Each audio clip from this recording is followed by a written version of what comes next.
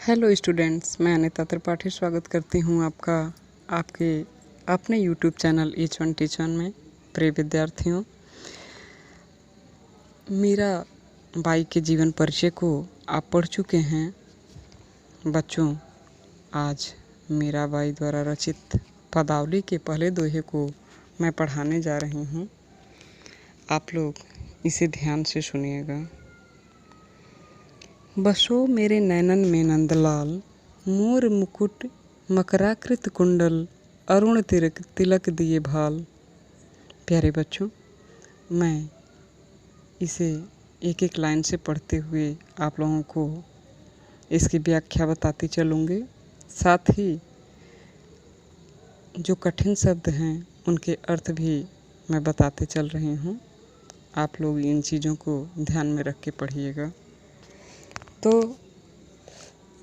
सबसे पहले बेटा, हम लोग किसी भी चीज़ का संदर्भ लिखते हैं तो इसका संदर्भ होगा प्रस्तुत पदावली हमारी पाठ्य पुस्तक के काव्य खंड के पदावली शीर्षक से उद्धृत है।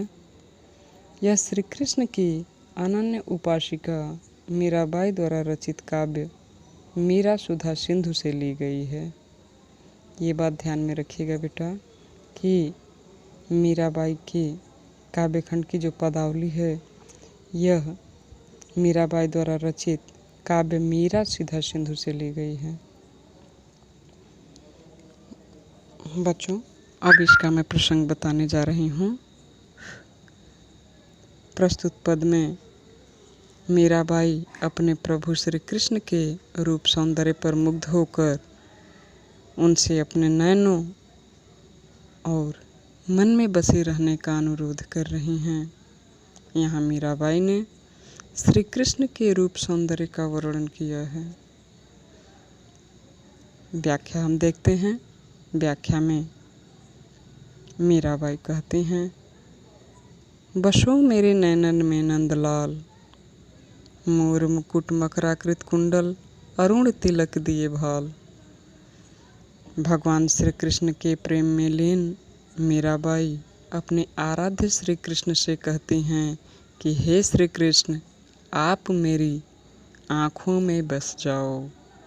बसो यानी कि निवास करो, नैनन यानी नेत्रों में। हे श्री कृष्ण, आप मेरी आँखों में बस जाओ। मोर मुकुट मकराकृत कुंडल, अरुण तिलक दिए भाल। आगे वो कहती हैं कि आपके सिर पर मोर के पंखों से निर्मित मुकुट एवं कानों में मछली की आकृति के कुंडल सुशोभित हो रहे हैं। मकराकृत का अर्थ होता है मछली के आकार का। आगे वो कहती हैं कि अरुण तिलक दिए भाल। आगे वो कहते हैं कि आपने अपने मस्तक पर सुंदर लाल तिलक से सुशोभित होने वाली यह जो छवि है ये मेरे मन में वास करती है। मीराबाई कहती हैं अरुण। अरुण का अर्थ होता है लाल। भाल, भाल मतलब मस्तक। मीराबाई कह रही हैं कि मोर मुकुट मकराकृत कुंडल, अरुण तिलक दिए भाल। कि हे श्री कृष्ण, आपके सिर पर मोर के पंखों से निर्मित मुकुट एवं कानों में मछली के आकार का जो कुंडल है वो सुशोभित हो रहा है। और इन सभी के कारण आपका सौंदर्य जो है, आपकी सुंदरता बड़ी ही मनोहारी लग रही है। आपके मस्तक पर सुंदर लाल तिलक से सुशोभित होने वाली यह छवि मेरे मन प्राणों में वास करती है। आगे वो कहती हैं मोहनी मूरति सांवली सूरति, नैना बने विशाल, अधर सुधा रस मुरली राजत, उर बैजंती माल। आगे मीराबाई कहती हैं कि हे श्री कृष्ण, आपकी यह सांवली सलोनी सूरत मन को मोहने वाली है। साथ ही आपके ये विशाल नेत्र और अमृत रस से भरे सुंदर होठों पर विराजित मुरली आपकी शोभा को और बढ़ा रही हैं। प्यारे बच्चों, मोहनी मूरत यानी मन को मोहने वाली मूरत अर्थात सूरत, सांवली सूरत यानी सांवला सूरत, नैना बने विशाल, आगे नैना मतलब कि आँखें, आगे वो कहती हैं कि अधर क्षुद्र चंद्रिका कट्टि तन शोभित, नुपुर शबद रसाल, मेरा प्रभु संतन सुखदाई, भगत बछल गोपाल। आगे मीराबाई कहती हैं कि श्री कृष्ण के हृदय पर वन के पत्र पुष्पों से निर्मित बैजंती माल सुशोभित हो रही है, अधर सुधा रस मुरली राजत उर बैजंती माल। आगे वो कह रही हैं कि उर बैजंती माल अर्थात हृदय पर बैजंती की माला सुशोभित हो रही है। क्षुद्र घंटिका कटी, क्षुद्र घंटिका, क्षुद्र यानी छोटी, घंटिका यानी घंटी, कटी तट अर्थात कमर के किनारे पर, निपुर अर्थात घुंघरू शब्द शब्द, बछल वत्सल रसाल मधुल और गोपाल श्री कृष्ण को कहा जाता है।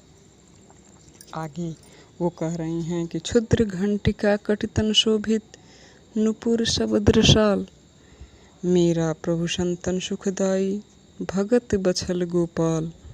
मीराबाई कहती हैं कि श्री कृष्ण की कमर में बंधी करधनी में जो छोटी छोटी घंटियाँ सुशोभित हो रही हैं, उनके पैर में बंधे घुंघरुओं की ध्वनि सुनने में मधुर प्रतीत हो रही है। मीराबाई कहती हैं, हे श्री कृष्ण, आप सज्जनों को सुख प्रदान करने वाले और भक्तों से प्रेम का भाव रखने वाले हैं। आप मेरे नेत्रों में आकर, नैनों में आकर के बस जाइए, बसो मेरे नैनन में नंदलाल। प्यारे बच्चों, इस तरह मैंने आप लोगों को मीराबाई द्वारा रचित पदावली का पहला पद पढ़ा दिया है। यदि आप लोगों को ये पढ़ाया पसंद आया है तो प्यारे बच्चों, आप लोग इसे लाइक, शेयर एंड कमेंट करें। यदि आप मेरे चैनल पर नए हैं तो मेरे चैनल को सब्सक्राइब करें, साथ ही बेल आइकन भी प्रेस करें, जिससे कि मेरे सारे नोटिफिकेशन आपको मिलते रहें। मैं अनीता त्रिपाठी पुनः आपका धन्यवाद देती हूँ।